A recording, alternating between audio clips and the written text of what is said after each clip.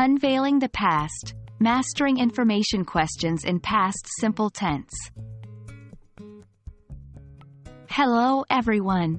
Welcome back to our series on conversational English. Today, we're going to dive into the world of information questions, but with a little twist.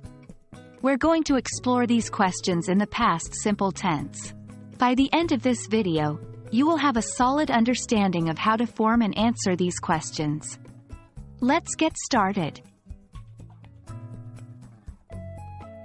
Before we begin, let's briefly revisit what past simple tense is. It's a tense used to talk about something that happened and finished in the past. For example, I ate an apple. The action of eating is over. It's in the past. Now, let's talk about information questions in the past simple tense.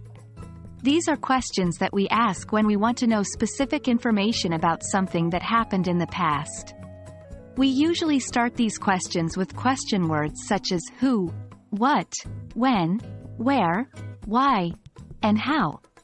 Here are a few examples. What did you eat for breakfast? Where did you go last summer? Who did you meet at the party? The formula to create an information question in past simple tense is quite straightforward. We begin with a question word, then use did, the auxiliary verb for past simple tense, followed by the subject, and finally the base form of the main verb. Question word plus did plus subject plus base verb plus.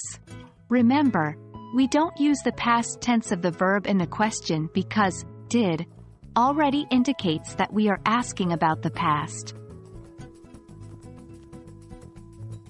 To answer these questions, you usually use the past simple tense of the main verb in the question. For example, question, what did you eat for breakfast? Answer, I ate a sandwich for breakfast. Well, there you have it, folks. That was all about forming and answering information questions in past simple tense. Remember, practice is key to mastering this skill. So, don't forget to practice these with your friends, in your writing, or even in your thoughts. I hope this video has been helpful and you're feeling more confident about using past simple tense. Until next time, keep learning and stay curious.